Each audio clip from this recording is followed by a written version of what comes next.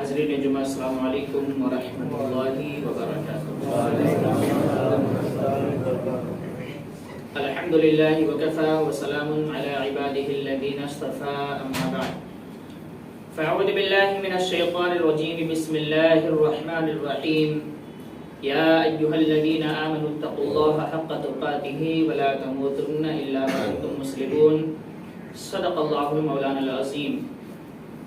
وبلغنا رسوله النبي الأمين المختار الكريم، ونحن على ذلك لمن الشاهدين والشاكرين،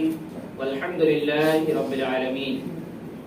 آئیے کچھ حرف و معروضات پیش کرنے سے قبل سب سے پہلے آقائے نامدار مدینے کے تاجدار احمد مجتبی محمد مصطفیٰ صلی اللہ علیہ وسلم کی مقدس بارگاہ میں درود شریف کا ہدیہ پیش کریں۔ الصلاۃ والسلام علیک یا رسول اللہ، الصلاۃ والسلام علیک یا حبیب اللہ،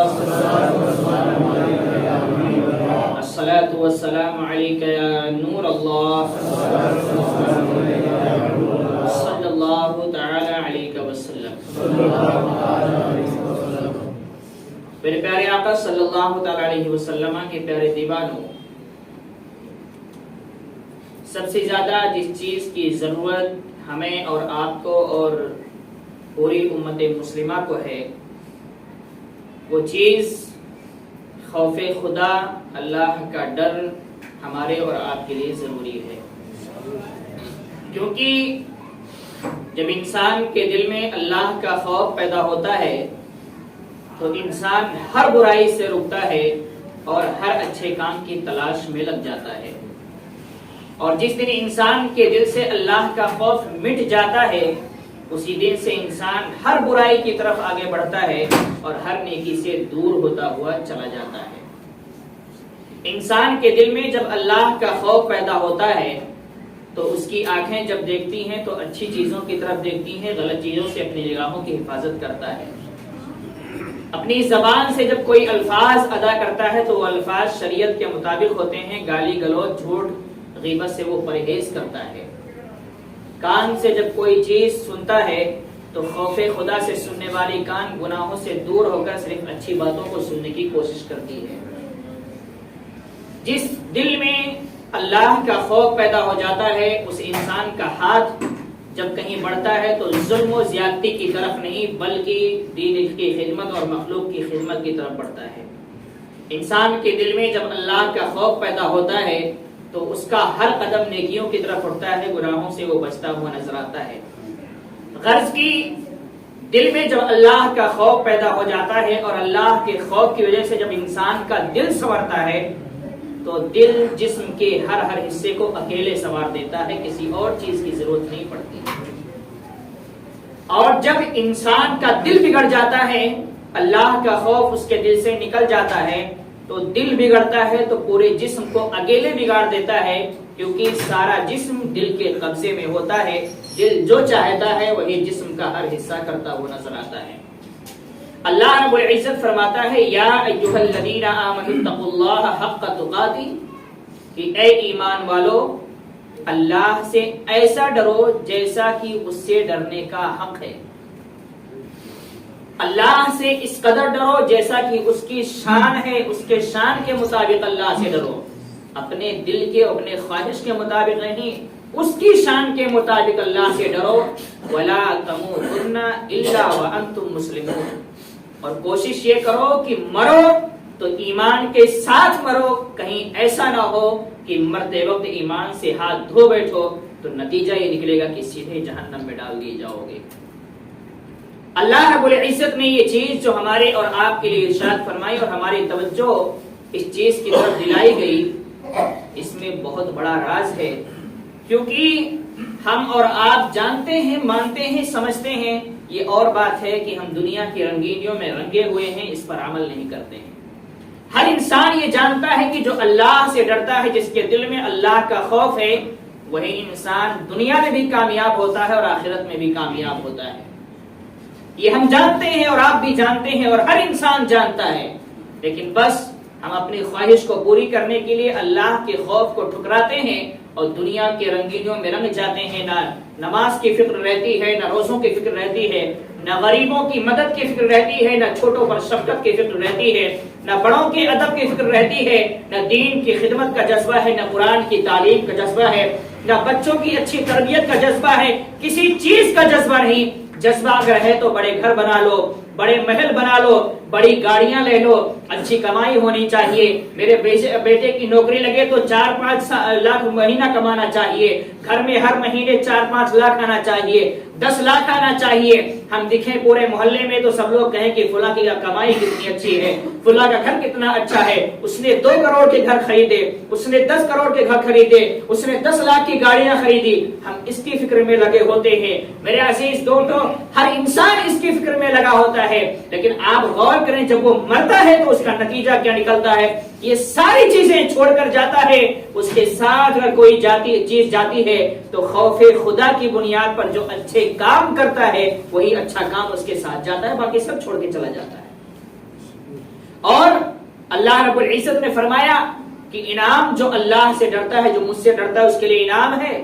وَلِمَنْ خَافَ مَقَامَ رَبِّهِ جَنَّتَانِ، جو اللہ کے حضور خوف سے کھڑا ہوتا ہے،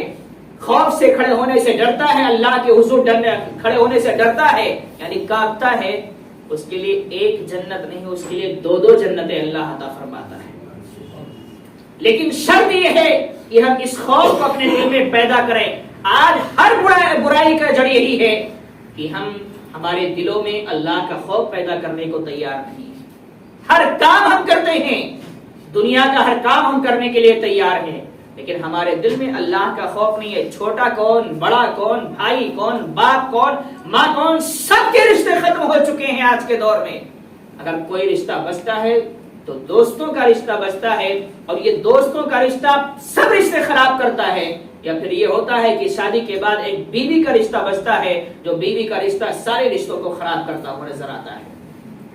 اور پھر نتیجہ یہ نکلتا ہے کہ آج کی ایک عورت اور ایک مرد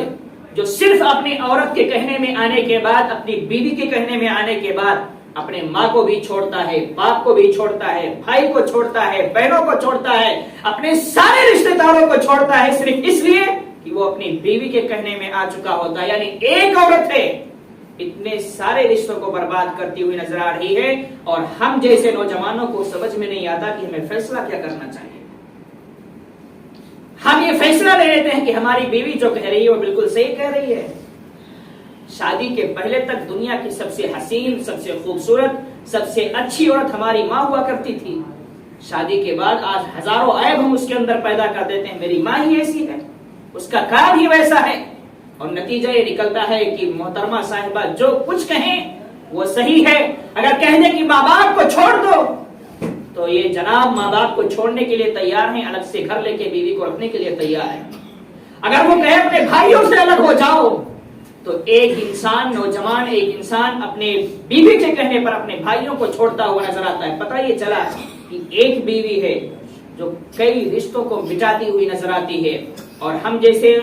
بیوی کے غلام بن جاتے ہیں صرف اس لیے کہ ہمارے پاس علم دین نہیں ہے، ہمارے پاس اللہ کا خوف نہیں ہے۔ اگر ہمارے دل میں اللہ کا خوف ہوتا اور ہمارے پاس علم دین ہوتا تو ہم یہ فیصلہ کر سکتے تھے کہ بیوی جو کہہ رہی ہے وہ سچ ہے یا غلط ہے، اس کی کون سی بات ماننی چاہیے۔ شریعت مطہرہ میں سب کے حقوق متعین کر دیے گئے ہیں،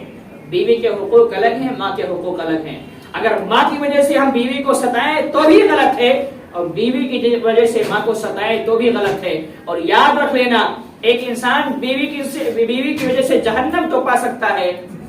لیکن ایک ماں ایسی ماں ہوتی ہے جو ہر قدم پر ہمارے اور آپ کے لیے جنت کی فکر کرتے ہوئے نظر آتی ہے۔ وہ ماں اپنی خواہش کے لیے نہیں، ہماری اور آپ کی خواہش کے لیے سب کچھ کرنے کو تیار ہوتی ہے، اور ہماری عورتیں جو ہیں وہ صرف اپنی خواہش کے لیے سب کچھ کرتی ہیں۔ آج حالات ایسے بن چکے ہیں کہ بہت سارے لوگ آتے ہیں حضرت، بہت ساری بوڑھی مائیں بیچاری آتی ہیں کہ بیٹا جورو کا غلام بن چکا ہے، بہو کے کہنے میں آ چکا ہے، خرچے نہیں دیتا ہے۔